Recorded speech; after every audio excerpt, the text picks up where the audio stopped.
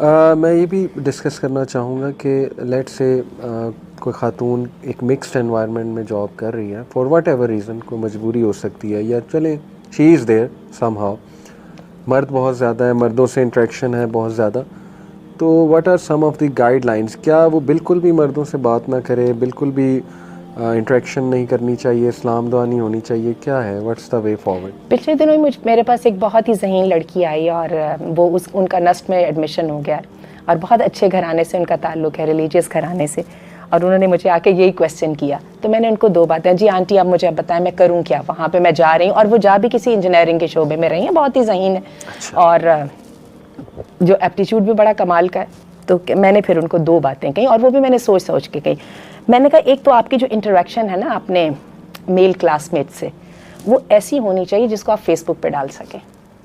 सही। यानी ऐसी नहीं होनी चाहिए जिसको आप बताते शर्माएं। सही। एक पूरी क्लास में डिस्कशन हो रही है, कई दफ़ा फ़नी कमेंट्स भी हो जाते हैं, लेकिन अगर तो ये फॉर्मल लेवल के ऊपर और डिसेंट लिमिट्स के दरमियान है तो अल्लाह ताला को इस पर कोई एतराज़ नहीं है। और दूसरी मैंने उनसे बात कही कि एक असूल आपका ये है कि आप हिजाब करें और आपने कभी ना किसी मर्द उस्ताद के साथ अकेले होना है, ना किसी मर्द क्लास फेलो के साथ अकेले होना है।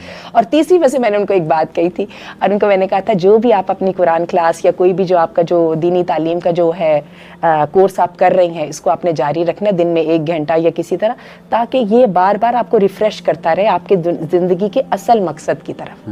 कहीं किसी जगह पे ये ना हो कि मैं कॉम्प्रोमाइज़ अपने करियर की खातिर कर लूँ, और क्या है दूसरे भी तो कर रहे हैं ना, मुझे क्या है। तो ये आपको याद दिलाता रहे कि नहीं, मेरी जो रूट्स यहाँ पे हैं और जो मैं एंकर्ड हूँ, वो जो मेरी ग्राउंड्स हैं वो फिक्स हैं और they have to be fix, they have to stay fix. Very apt, very apt. एक हम भी बताते हैं PPL फार्मूला। अच्छा। राजा ज़िया भाई ने निकाला हुआ है, P is for purposeful and P is for public, the other P is for public and L is for limited. तो PPL कि whenever you talk to the opposite gender it should be something purposeful.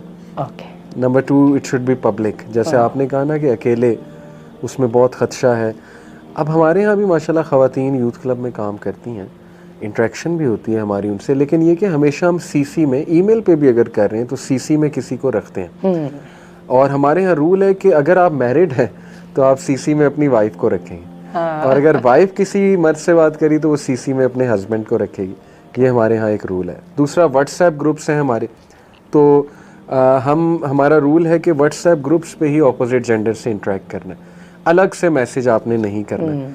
तो ये हम follow कर रहे हैं। और youth club माशाल्लाह एक कॉरपोरेट लेवल पे, कॉरपोरेट सेटअप पे आपने हमारा सेटअप देखा है माशाल्लाह, हम तो काम कर रहे हैं और काम हो रहा है।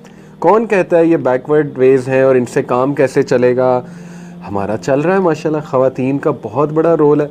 ये तो हम मर्द अभी एज स्पीकर सामने नज़र आते हैं, लेकिन इसके पीछे कंटेंट क्रिएशन, मार्केटिंग, वो पूरा थॉट प्रोसेस और वो आइडियाज़, वो ये पूरी सेटिंग और क्रिएटिविटी, ये कौन कर रहा है बैठ के? कितना बड़ा रोल है हमारी ख़वातीन का जो माशाल्लाह वो प्ले कर रही हैं। फिर हमारी पूरी ख़वातीन की ब्रांच है, सिस्टर ब्रांच है, वहाँ माशाल्लाह आपकी भी क्लास हो रही है वंडर वुमेन के नाम से।